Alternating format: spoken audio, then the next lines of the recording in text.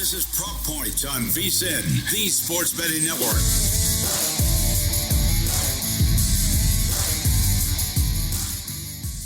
Welcome to Prop Points. Joe Bartel and Alan Seslowsky filling in for Nick and Jeff today. We have a massive show. I think it's fair to say, Alan, at this point on tap. We've got baseball. Of course, got college basketball, some hoops talk overall. You and I draft nuts, if nothing else, when we talk about NFL draft as well, too. And I want to start out first with the Trey McBride extension that actually occurred a little bit earlier yesterday.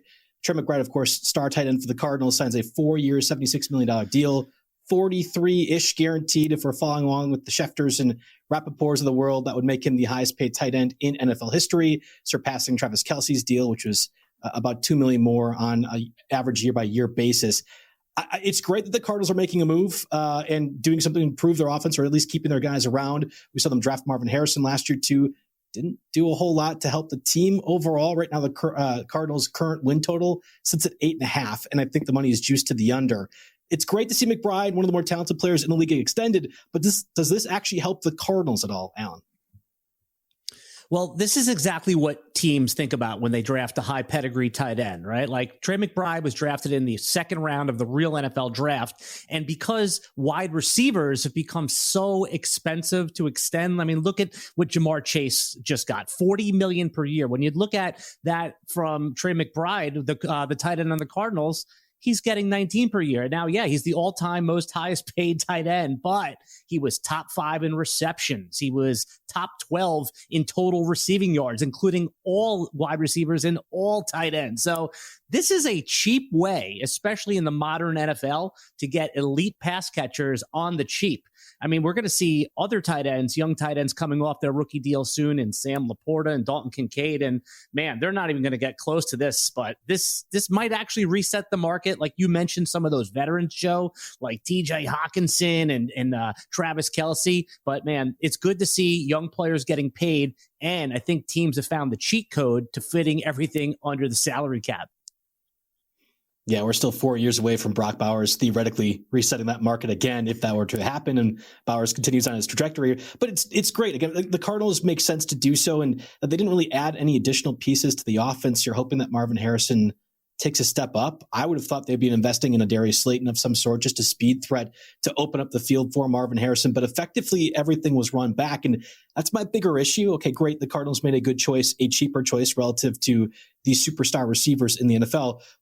But I don't think this is a very good football team. They didn't really do a whole lot in the offseason to extend this window. I'm sure Jeff and Nick over the course of the weeks and months to come are going to be all doing all these different extensive NFL team breakdowns. But right now, you look on paper, Cardinals sitting at, again, 8.5 over-under win total with the money juiced to the under. Their conference championship odds astronomically low, which makes sense. Even to win the NFC West, they're significantly lower than both the Rams and 49ers. And kind of neck and neck tied with the Seahawks, who most people thought made a significant downgrade this offseason with the switch from Geno Smith to Sam Darnold. So I'm not convinced that this matters at all for the Cardinals, and I'm not convinced that the Cardinals are going to do effectively anything significant to put their positional spots for the playoff this year. Yeah, I just think that you have to treat good young players well to attract other good young players that want to come to your team, right? We've seen some of the other teams that don't treat their stars well, and they don't get any more stars. So yeah, one player other than a quarterback, maybe an edge rusher, doesn't really affect your win totals when you're betting at the window, Joe. But this is a step in the right direction, taking care of a good player. But yeah, as far as, sports betting, putting your hard-earned money down, this doesn't change the outlook on the Arizona Cardinals.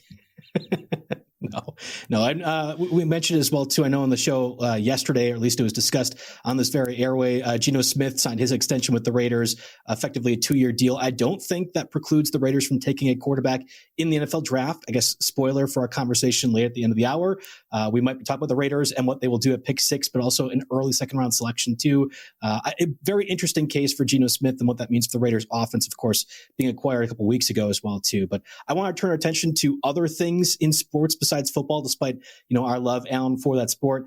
Aaron Judge did again. Yankees end up winning another game. It feels like the torpedo bats and all the big money spending that was all the offseason conversation. Torpedo bats wasn't so much, but offseason spending has played out exactly how you would think if you are like me, who is a fan of a mid-market team like the Brewers and didn't get to see my team do anything. But Aaron Judge, again, hits a home run, leads the baseball in RBIs right now with 15, tied for the league lead in home runs as well, too. The Yankees have been awesome. And the conversation about what the major markets and what their teams are doing feels drastically different than what other 15 teams are doing in baseball right now. I think one of the more fun things when you're talking about putting down money, if you're not going to bet on games themselves or some of the great props, is to look at the MVP markets when and not as just say, hey, I'm going to make a bet like on Aaron Judge. He's minus 125-ish, depending on where you get him. It's a crazy bet. You have to wait, for the whole year to recoup that money, and you're betting against him not getting hurt. You're better off taking a shot on like the Bobby Witts or the Gunnar Henderson and just getting plus money. But MVP market with baseball, it's fun to monitor because you can make multiple bets on multiple players. That's how I've done it. And it's a season long market. So as far as Judge off to this amazing start here, I mean, at age 32, it's fun to watch, but there's nothing bettable there other than maybe some home run props, which are going to be juiced, right? Everyone loves betting overs. Everyone loves betting on the star players. So, maybe when we talk to our friend Erik Halterman, our baseball expert, He'll tell us maybe where there's some sneaky edge in betting unders on these guys. Not fun, right, Joe? Yeah, not fun at all, certainly. I mean, I think the conventional thought would be let's take the Yankees as just a repeat of make it to the World Series. Maybe they don't win against the Dodgers. The NL seems like conventionally the stronger conference of the two for baseball to at least begin the year. We'll see if that plays out over the course of a 162-game season. We got months and months yet of baseball to come, but Aaron Judge being on a tear once again really is no surprise. It's great that he's picked up effectively where he left off, and the Yankees in a prime spot right now to make the World Series, at least coming out of the AL side of things. So VSiN Summer Special, it is here, and it's really important because we have a lot of new content, a lot of important content in the sports world upcoming, from Augusta to the NFL Draft, MLB, NBA, NHL playoffs, the Kentucky Derby. VSiN Pro has you covered all season long for just $59. You sign up now, you get expert picks, which includes all of our best bets for the Masters, exclusive betting splits from our DraftKings and Circus stuff, 24/7 video access on VSiN Watch app as well too, and our Kentucky Derby betting guide and the NFL betting guide. It won't include analyzed props just yet. Might have to weasel our way into there by that point. It's going to drop this summer, setting up for a winning football season, whether it be fantasy, like what we do at Rotowire, or otherwise. Every sport, every edge, one price. Get full VSiN Pro access from now through August 1st for just $59 on VSiN, VSIN.com. Subscribe. That's VSIN.com/subscribe. All right. Talk about the NBA, and we're going to have both Brandon Kravitz coming on for college basketball and also NBA to come. And then we have Erik Halterman, like you alluded to, Alan, a little bit later talking baseball for us. But Bucks beat the 76ers by about 13. At one point in the first quarter, they were actually trailing by 14 points. And then Doc Rivers left early in the first quarter due to what was being described by the team as an illness. Bucks still end up winning. Giannis, I believe this is correct, recorded the first ever 35-point, 20 assist, 17 rebound triple-double in NBA history. With all the different things that have occurred in the NBA, it's crazy that Giannis has tallied that level point total. But Doc Rivers also passed Phil Jackson for the 7th most wins all time in NBA history. And then the Bucks had some good news earlier in the day that Damian Lillard could potentially be back as early as this week from what was going to be, it seemed like, a season-ending injury, possibly career-threatening situation, much like what we had with Victor Wembanyama earlier this season with the Spurs. I don't know if Damian Lillard will be back. It feels a little bit optimistic to assume with something as serious as what he was dealing with that he's going to just be able to return in a couple of weeks. But this is a possible spot now with the Bucks sitting at the 6th seed right now, or tied with the Pistons, the opportunity to avoid having to do the Knicks, Cavs, Celtics run to the NBA Finals, which is what the 6th seed would have to do. Really important spot right now if the Bucks can actually get the 5 seed and face off to the Pacers in round 1. Yeah, this is just a race to not get eliminated in round one, right? Like everybody wants to play the Pacers here. And I think that there could be some interesting series pricing. Like, let's get to the NBA playoffs already, right? Like, I guess this is a little, this is fun, the lead up here, but we all know how this is going to happen. And there's going to be some really great betting opportunities on these series prices. I don't think people are going to like the Bucks too much. The prices will reflect that, but I'm very curious to ask our friend Brandon Kravitz when we come on, if there's any edge and which team can pull the upset as the 5 seed or even the 6 seed against the Knicks. And as a self-deprecating longtime Knicks fan, I have no faith in them as a 3 seed. It could end all in round one, Joe. Yeah, I mean, the odds right now for the Bucks to win a first-round playoff series are plus 170. So the bookmakers believe the Bucks are also going to suffer in the same way that you believe the Knicks might as well, too. If it is Knicks versus Bucks, I'd feel very comfortable saying your team is going to have the advantage in that scenario. We'll have to see with the week to play yet and the Bucks having the Pistons twice to end the regular season. That very well could decide who ends up getting the 5 seed, the right to face the Pacers, or the 6 seed, the right to face the Knicks as well, too. I guess a little precursor for a lot of folks. Again, we have Brandon Kravitz coming up in just a little bit, but we get Final Four up and coming here. Florida or Auburn, Duke, Houston. Which of those 2 games, 30 seconds or so or less, Alan, which of these 2 games are you more interested in or you think will have a more compelling finish to the finals?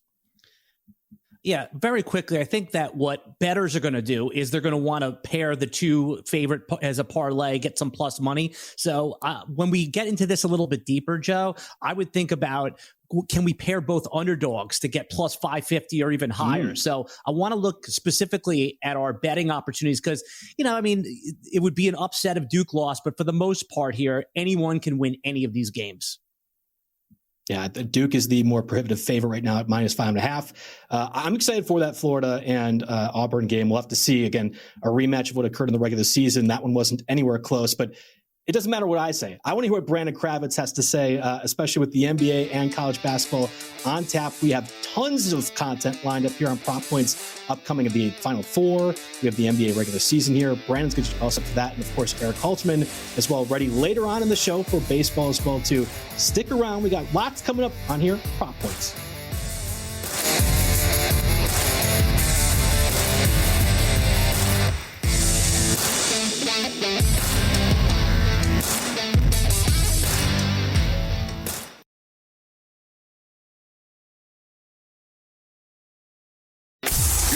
Prop Points on VSiN, the Sports Betting Network. Welcome back to Prop Points. Joe Bartel, Alan Seslowsky, taking a look at a massive hoop slate for Friday. We got obviously the Final Four here as well too for college basketball. Lots on the line right now for different things for the sports world as well too. So I'm excited to discuss all that with Brandon Kravitz when we get him on right now. But I'll turn back our attention to, and I want to make sure, Alan, you get a chance to kind of talk about this a bit further. Your Knicks right now, your concerns about where we're at with the number 3 seed and who their potential matchups could be if that sort of plays out. Yeah, I'm just worried that the Knicks have already hit that ceiling, right? Like they have no more moves to make if they go here. They have basically exhausted their savings account, getting Mikal Bridges. So it's got to happen. Like this is the team. So if they don't do it in a round 1 win, I mean, that's great and all that, but Knicks fans have been there before. We need to get to the conference finals again and do it. So look, I don't care who the matchups are. There's no one that's really like that's going to scare you. So man, let's go Knicks. I'm going to be betting on them going to the window stupidly because I know it's going to be a juiced price, but I'm in on this team for at least a round 1 win, Joe. I'm with you, especially with the massive trade Mikal Bridges earlier this offseason too.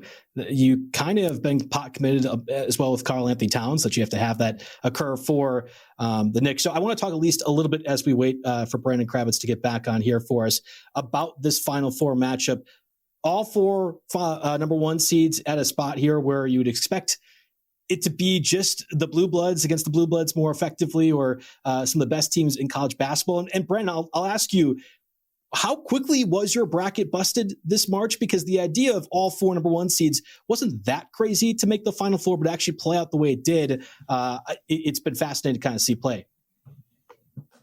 Yeah, well, thanks for having me on, guys. Thanks for dealing with the technical difficulties on my end. But for me, it was like a brief bust early and then kind of clarity late, because my bracket was pretty chalky overall. But I did have a few upsets there with teams that I didn't have going very far anyway. So I got a lot of games wrong in the first 2 rounds. And then once we got to the Sweet 16, I was pretty much home free after that. So it was weird. Usually my brackets are in reverse, but we're home free now. Look, it didn't take a rocket scientist to figure out that by the time you got down to the Elite Eight and the Final Four, that teams like Houston, Auburn, Duke, and Florida were still going to be there. So once you get down to that point, I feel like everything is played out the way most of us had this predicted in our bracket, as long as you didn't get too creative.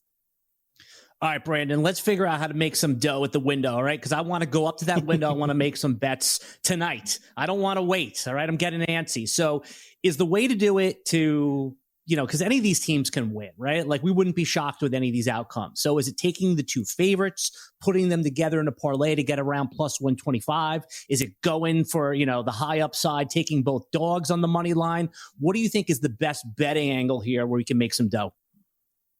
Well, I don't think you're going to like this answer, because it has pretty much played out painfully obvious what it is you should be doing at this point. And it is taking those money line favorites, taking the Gators, taking the Blue Devils, pairing them on the money line. If you simply have been doing that dating back to the Sweet 16, you would be undefeated on your sports betting card through the last couple of rounds. This has been a tournament of the simplistic, and many of us on these platforms and beyond have simply overcomplicated this thing to no end. And I think it has cost sharp bettors a lot of money this NCAA tournament. I happen to like Duke and Florida when I isolate the matchups. So matchup based, and then just looking at the trends and what has led us to this point, Duke and Florida to both win and play each other on Monday night, I think is the best bet on the board. I'll ask you this because I asked Alan as well earlier. Of these 2 games for the Final Four, is there one that you think will be more compelling, closer? I mean, not that you're saying you're betting the spreads per se, but I want to feel like we are invested in this and that there's going to be a close matchup at some point. And obviously, with theoretically the 4 best teams playing, that should play out that way. But with Duke 5.5-point favorites, Florida 2.5-point favorites, it seems like the betting market would say there's an overwhelming majority that's going one direction for both teams. Well, this is where I do think things can course correct themselves, because the bigger issue for me and what we've seen through the NCAA tournament this year isn't that we didn't have all of these wacky upsets in schools that you'd never heard of before advancing to the Sweet 16 and falling in love with random equipment managers. The issue has been we haven't seen enough good basketball games. There have been too many blowouts. This is where I think things will balance themselves out. These teams across the board are simply too good to get run off the floor. So I think both of these games will be good. Houston versus Duke for me is the one that I feel is going to be a little bit tighter. And if I wasn't already on Duke's money line paired with the Florida Gators, I would be on Houston plus the 5.5.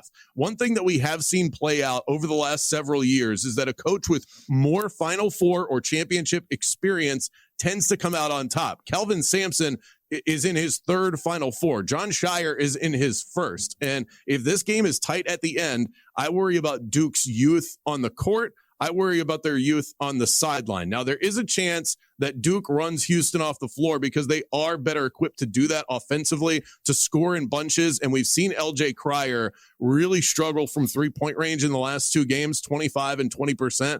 If he's not shooting well, I worry about Houston, but they have so many other ways to beat you. If this game is close at the end, I am not going to take a pregame market on Houston versus Duke as far as the number goes. If this game is between a bucket or 2, when we get down to the final 2 minutes, I'm going to end up live betting Houston because I'm going to trust them more at the end of this game. Yeah, you took the words right out of my mouth. I think living as once you get a vibe for the game and seeing how it's going is the way. Is Houston's defense, I mean, they're one of the best, if not the best defensive teams by the numbers. So is that the way? They just smother Cooper Flagg and that's the way to victory for them? Yeah, I mean, I think smothering everybody else would probably be an easier task than smothering Cooper Flagg. He seems to stand out above the rest, but it is one of the reasons why I like Houston to hang with Duke throughout the game and then perhaps even win a close one late. But to me, if you're betting this game by itself, the under is the play. These are two of the top-rated defenses remaining in the Final Four, according to Ken Pom.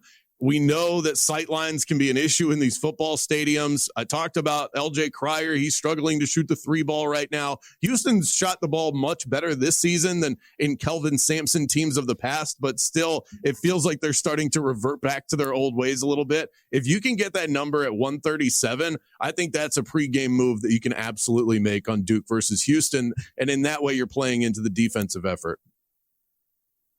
We're joined right now on the Progressive Guest Line by Brandon Kravitz, of course, prop expert at Rotowire. And a reminder, Rotowire has you covered with expert analysis, real-time updates, the best fantasy and betting tools also in the industry, whether you're making picks, setting your fantasy lineups, placing bets, or award-winning insight. Rotowire gives you the edge you need. Get started at rotowire.com/VSiN, VSIN, and take your game to the next level. It's rotowire.com/VSiN, VSIN. And Brandon, I want to get your thoughts here as we really wrap up the regular season for the NBA. A lot of the interesting aspects of the Western Conference in particular. We didn't even get a chance to talk about what the Grizzlies right now could potentially even fall into the play-in game spot as they've been sort of a tumultuous landing spot. But in that same range is both the Nuggets and Warriors, and you have obviously the Rockets as well too. So tonight's matchup, Nuggets-Warriors, is there one prop that you like of this, or is there an assumption that the Warriors are going to continue to kind of play to the level they have been over the past 3 weeks? Yeah, they've been red hot. Really, ever since they added Jimmy Butler, this has turned into a Warriors team that we recognize from a few years ago. And Steph Curry has been ignited. These last couple of games, he's been tremendous. So you're not going to like what I say here, because I'm going to go with Steph Curry under points, rebounds, and assists. I feel like a psycho even saying it. It's never fun fading Steph Curry. He's been an absolute heater, 37 and 52 in his last 2 games. And I'm just talking about points in that regard. But Steve Kerr has to be conscious of his minutes. This is a guy that got a week off just because he was fatigued. You got to have Curry ready to go come playoff time. This is the second night of a back-to-back. You were just on national TV in that big Lakers-LeBron game, the first meeting between Luka, Jimmy Butler, and they won. So now you take on a Denver Nuggets team that you might end up seeing in the playoffs. So I think he's got it in terms of Steve Kerr has to take the foot off the gas a little bit. I wouldn't be surprised if Curry played a little bit less minutes than we're used to seeing from him, which is why I want the full array of his props and then slide under on that. It's also 37.5. If you take the over on that, understand that you are paying a Steph Curry tax. His averages do not average out that he goes over that number. If it helps you get to the window on this at all, he did fall short on this the last time he played the Denver Nuggets at home. Interesting. I like that a lot. Obviously, you never want to take the unders. Alan calls them boring, and rightfully so. It's not fun to have that, especially for Steph Curry. All eyes are going to be on that game. All eyes, of course, on the Thunder and Rockets, another one of the premier Western Conference matchups. I'm excited to see how this unfolds again with a week to go of the regular season. We have a lot on the stakes, at least for some of the seeding purposes for it. So, Brandon, thanks for hopping on, talking some hoops with us. You can find Brandon at Brandon Kravitz at the X, and we'll see you with more MLB work afterward with Erik Halterman.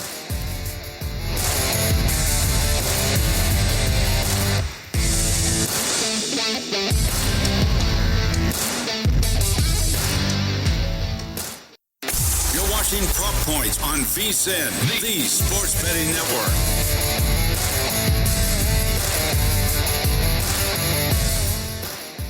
Welcome back to Prop Points. Joe Bartel, Alan Seslowsky filling in on the Friday, and excited to bring on my guy, Erik Halterman, on the Progressive Guest Line, of course, MLB expert at Rotowire. Erik's been doing a great job. Obviously, you can hear him on a variety of different platforms. You can also follow him on X, ERIK_Halterman on X. Again, Erik, awesome obviously to bring you on here. Before we even get to previewing the games for Friday slate, and there's tons out there, I have to ask you first, as I imagine everyone is, because we all know you're a baseball guy, torpedo bats. Do we like them? Do we not? How much should I hate them as a fan of a team that can't spend any money on anything? True. Well, yeah, the torpedo bats, I don't think we'd be talking about them nearly as much if the Yankees didn't drop 3 homers in 3 pitches on your Brewers in the first day of the season. I think some of the effect of the torpedo bats was really just Nestor Cortez had a very bad start. If the news story started with a more normal, like what if the Yankees scored, 5, 6, and 7 or something in their first series? The excitement wouldn't be there. I think it's a real change. I think it makes a lot of sense that, hey, if we move some of the wood from the part of the bat you don't want to use to the part of the bat that you do want to use, you'll hit it harder. I think that makes sense. And I'm all here for hitters having a win. The pitchers have had most of the player development wins lately. So I'm here for it, but I don't think it's going to be a major, major impact. We see these like torpedo bet parlays and stuff. I don't know if I'm going in for any of those yet. I'm more, let's track this and see where it goes. I do think a player using a better bat, it will help them, but I don't think you're going to see players becoming entirely new versions of themselves. I think we're talking, a 2 to 3%, maybe 5% improvement in their production, more on that level. Just curious, Erik, do you think the betting, the books are going to adjust here? Like people hear the word torpedo bat. They love to make the bets. They think there's an edge in betting overs. Do we start betting unders on like Aaron Judge home runs in a game? Do you think there might be a small little percent edge to have there? Yeah, man, I don't want to be the person to recommend an under on an Aaron Judge home run prop, but I think in general, I am more skeptical of people getting overly excited. I think when we see the books starting to push, hey, bet on all the torpedo bet guys, I would be a little bit cautious there. I think that there's more of a risk of getting overly excited and throwing out too many overs that don't need to be there than the opposite. It's so funny. It feels like every single year we're discussing a non-baseball player-related topic, whether it be the larger bases for stolen bases overall, or what do the park factors matter, the humidifier, like that kind of thing, and now adding the bats into play. I never expected this elevation in the game, but I probably should have, because there's enough money out there and enough reason to go ahead and improve these things, that to have the bats also get added to this equation, of course, seems to be in play. And let's talk about Yankees being the, I guess, leaders of the torpedo brigade, but of course, also just a really good baseball team like we saw last year too, going against the Pirates. Do you have a lean one way or another on this matchup for tonight? Yeah, Yankees Pirates in this one. I was looking at some potential Yankees hitter props because of those torpedo bats we're talking about, but with Mitch Keller on the mound and a pretty tough hitter's park, I think there's a chance that this is a fairly low scoring one. The Pirates don't have much in the way of an offense, and Max Fried is a good pitcher for the Yankees. A little bit of worries about his durability, maybe for fantasy purposes, but while he's on the mound, I think he's quite good. So I would lean the Yankees on this one. I don't think you're getting a great deal on the money line necessarily. But hey, if we do see the Yankees put up a 12 spot on a pretty good pitcher here in a pretty good pitcher's park, maybe scratch everything I said about the torpedo bats and just throw out everything on every single Yankees over after this. We'll see. I'm not there yet. All right, Erik, Dodgers, Phillies. That run line is sitting around 8.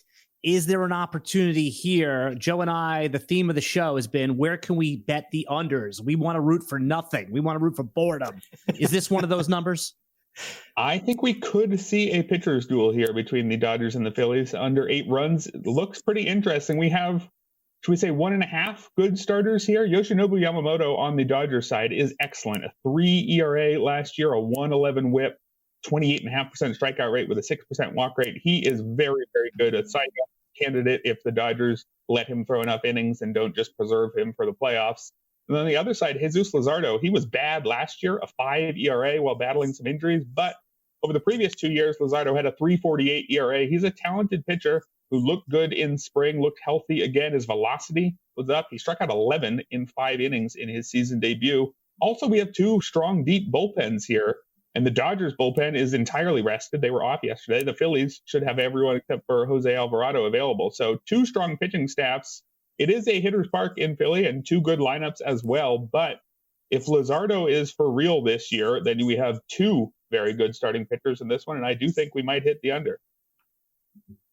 I like it. Reminder, folks, the battle for the jacket is heating up in Augusta. Download the DraftKings daily fantasy app to play for free for a shot at $1 million in top prize with only a $10 deposit. It's simple to play.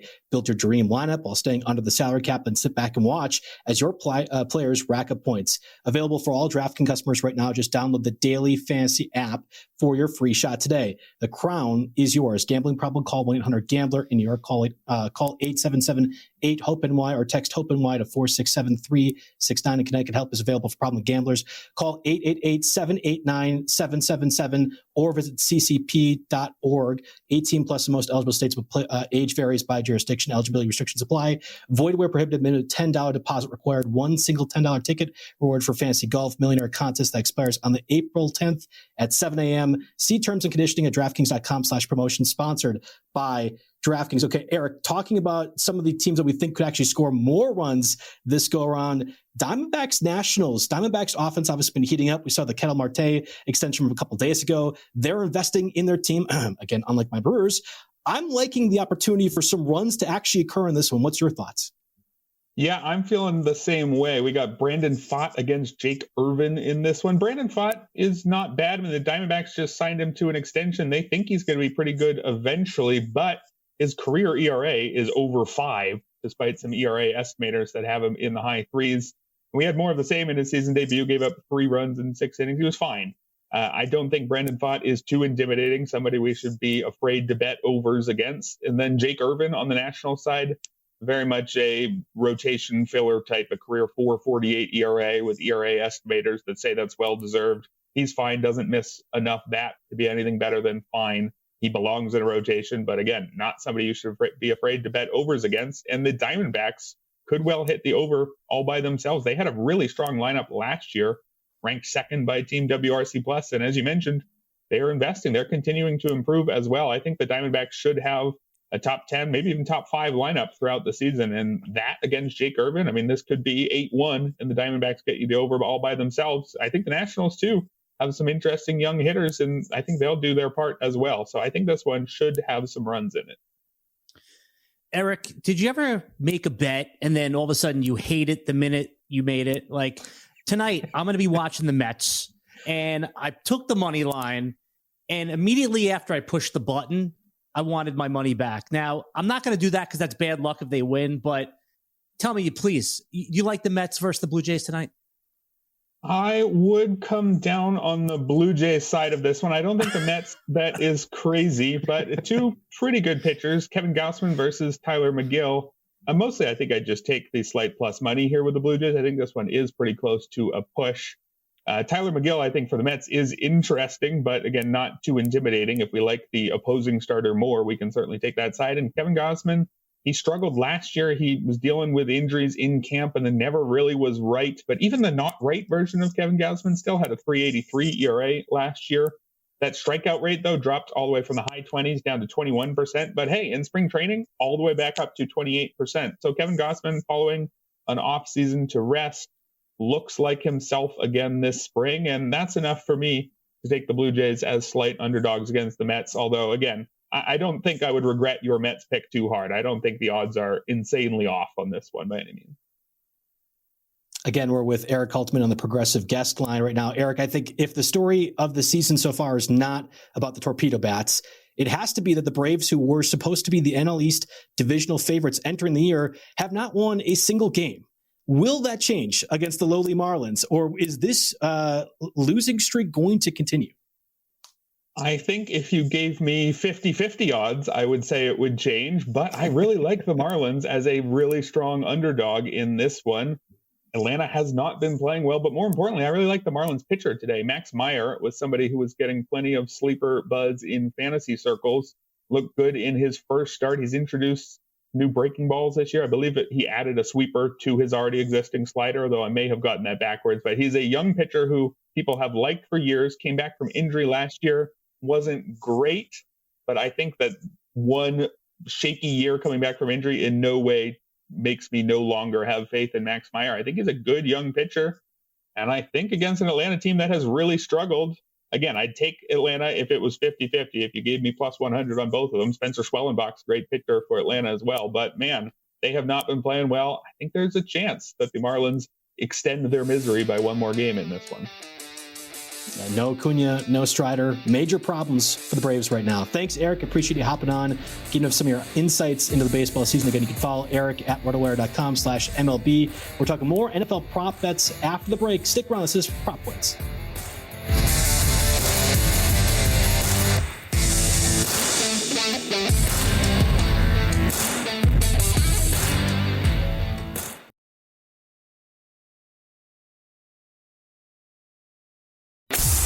watching Prop Points on VSiN, the Sports Betting Network.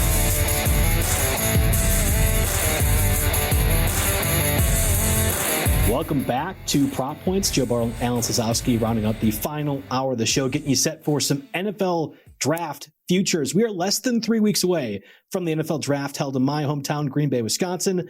Rotowire is going to be covered in a lot of different facets for that stuff, but I'm excited to talk with you, Alan, about some of the draft angles from this. The conventional opinion is it's Cam Ward, number 1 overall to the Titans. That has been effectively locked into stone now at this point. I have heard nothing that the Titans would do anything other than take Cam Ward. There's been a lot of different pro day scouts all there, all set for the Titans. So it's really the intrigue starting at number 2 overall with the Browns. Of course, the Browns trade for Kenny Pickett this offseason. Deshaun Watson probably doesn't play at all this year. There's a possibility the Browns could take a quarterback and take a quarterback at number 2 overall. Shedeur Sanders is going to have a lot of intrigue and hype around him just because of his name, obviously his last name, more importantly to that. But Shedeur Sanders actually might be a perfect fit for this Browns offense overall. And they're one of only a few teams that it feels like have been reportedly linked to Shedeur Sanders in this draft process really throughout. At the moment, it's plus 700 for Shedeur Sanders to go number 2 overall. I'm not saying, Alan, Shedeur is the best player on the board for the Browns. I don't even know if it necessarily makes sense for them to take a quarterback, given I think that team just sort of stinks. But if you are a team in need of a quarterback, Shedeur seems like an elevation above Jackson Dart and Tyler Shuck, who are the next 2 that likely go off the board. So plus 700 for the Browns to lock in their quarterback of the future. That's intriguing. Yeah, no, that's a number you have to go up to the window and actually bet it. And I know we're a few weeks out from the NFL draft, but this is the best time to bet this if you are an NFL draft props bettor, because the numbers only get worse as we get more information. I know we want more information, but as soon as the Browns fall in love and they say, hey, we're taking him at number 2, even if it's just to get interest from other teams, that's when the number goes up from plus 700 to plus 350 to minus 110, right? And then all of a sudden, nobody knows what's going on. So this is the right timing to play this number at plus 700. Now, we've seen the Browns go for quarterbacks when they shouldn't have, right? Like this owner, Johnny Manziel, a bunch of years ago, right? So don't put it past them. And you need a quarterback. They literally have nobody at this point. I know you said Kenny Pickett. That's a backup in the NFL. And Sanders would bring some needed hype and attention on the Browns here. So this number, I am confident, is going to get worse. So it's worth at least a small play, a 1-unit play at plus 700, Joe. A little sprinkle, that's what we would call it here. Yeah, I completely agree with you. So the concern that I would have is, and it's just worth talking about, when you're betting who will go number 2 overall, that does not mean you are betting the Browns will take Shedeur Sanders number 2 overall. In fact, if you're saying who is the best player on the draft market, it probably is Abdul Carter, who is right now minus 250 as the number 2 overall pick. There's also Travis Hunter, who some say is a generational cornerback and could be a generational receiver. There are a lot of teams and a lot of teams that could jump somebody early in the draft to make that happen at number 2, and the Browns can collect picks and still get the guy that they probably would have taken at number 2 overall. So just keep in mind, while it seems likely that Shedeur Sanders could be a Cleveland Brown and be the franchise quarterback to come, it doesn't necessarily have to be at the number 2 spot. I think that's kind of an important clarification for that. So just want that to be considered. Along those same lines, let's just say, playing out hypothetically, if Shedeur Sanders does go number 2 overall, if you are the Giants and Patriots sitting at 3 and 4 respectively, you have walked into found money, because this is a 3-player draft, Cam Ward theoretically being one of them, and then Abdul Carter, Travis Hunter being the other 2. And if you are the Giants and Patriots, you are guaranteed to get one of the 3 best players in this. Now, do the Patriots want to get the guy that matters most to them, which I think could be Travis Hunter, or is it possible that Abdul Carter goes number 3 to the Giants to continue to bolster that defensive line? Yeah, I mean, if we're talking about making money, betting at the window here, and we already know, I think it's like minus a gazillion to bet Cam Ward number 1 overall. That's a given. Right now, if we're going to go with this Shedeur Sanders at plus 700 to be the 2nd overall pick, and we can't predict trades, right? We can't really factor that into our calculation at this time.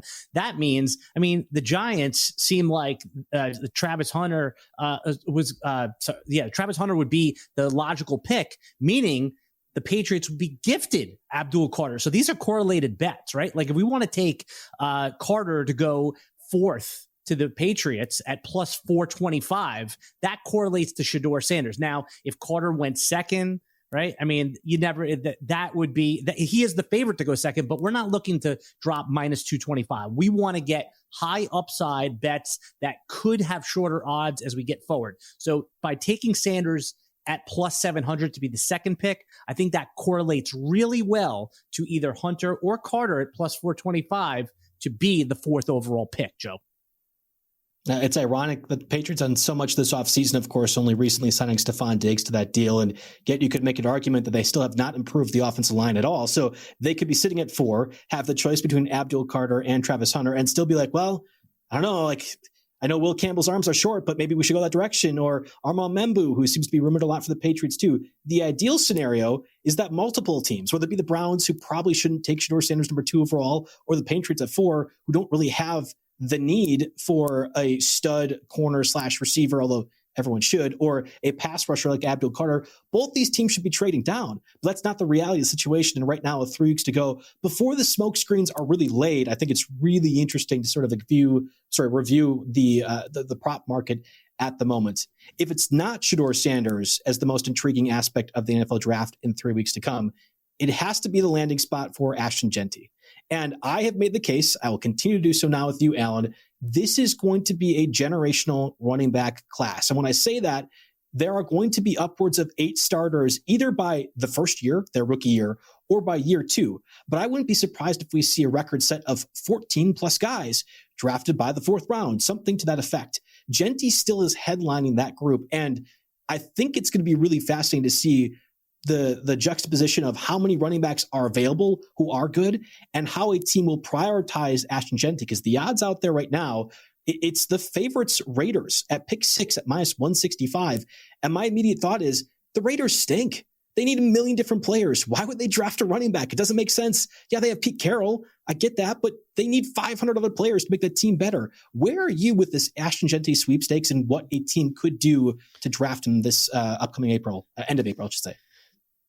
The odds for the Raiders at minus 165 are driven by all these professional mockers like the Mel Kiper types. They all have him going there, so that's driving the odds market at this point. I want to make some money, Joe, right? So I'm looking at what could happen, what's plausible to happen here, and I don't think the Raiders, I'm with you, I don't see the Raiders really taking Jeanty. It doesn't really make a lot of sense, but then again, anything can happen. It's the NFL draft. I like the Saints with the 9th overall pick at 14-1 if I'm betting this, right? Because I mean, that they're ahead of the Bears, right? The Bears are at plus 250 to take Jeanty, but the Saints, Alvin Kamara is getting older. I mean, I know this is a different team than the Sean Payton, Drew Brees team, but they had the Mark Ingram, Alvin Kamara thing going about a decade ago or so. I could see Jeanty going there. And we also know the Saints trade up. They don't care. Like they'll do things that don't make sense for their team. So taking a running back at pick 9 overall at 14-1, that's the chip that I'm going to place on Jeanty, given the odds. It's ironic you mentioned the Saints and talk about Mark Ingram and Alvin Kamara in that running backfield and ignore the coach that made that possible, Sean Payton, because I think if you are trying to make money, the one team unequivocally that will leave the first round with a running back is the Broncos. Whether it's Omarion Hampton later in the first round or more realistically, I think a possible trade up target. We saw them be aggressive for Bo Nix last year. When the Broncos like somebody, they will go after them. Sean Payton has been given every sort of runway to do that. And I think for his odds right now, 22-1, I think the Broncos are a possible trade up into the top 10 to take Jeanty makes complete sense. The other one, again, we're trying to make money here with these prop bets. I think the Cowboys to trade up as well too at plus 800 right now. That's technically the 4th best odds for Jeanty. We know the Cowboys prioritize the position. Jerry Jones did that with Ezekiel Elliott more recently, but I think the Cowboys could easily go ahead and draft Ashton Jeanty as well too. So whether it be the Broncos, Sean Payton's current team, the Saints, Sean Payton's old team, or the Cowboys, 3 teams that I feel like don't always make correct choices. We'll see what happens with Ashton Jeanty. I want to get to our best bet of the day. Again, best bets brought to you by GBank, the official bank of Visa. And GBank is upping the ante with up to $750 bonus for GBank Visa signature customer cards. First new customers spend $1,000 on eligible purchases within 90 days from account openings, and they receive $250. In addition, you spend $50,000 on gaming and sports app loads within the 30 days of opening, you receive $500 bonus, and that's potentially a $750 bonus. Apply now at vsin.com/GBank. That's vsin.com/GBank. Subject to credit approval. Terms and and conditioning apply. Alan, what is your G-Bank best bet of the day? Very quickly, it's Matthew Golden, the good-looking wide receiver out of the University of Texas, to be the first wide receiver off the board at plus 150. The Cowboys have already said in so many words, wink, wink, we're taking Golden as the first receiver off the board at pick 12. They want to play from the outside in, Joe.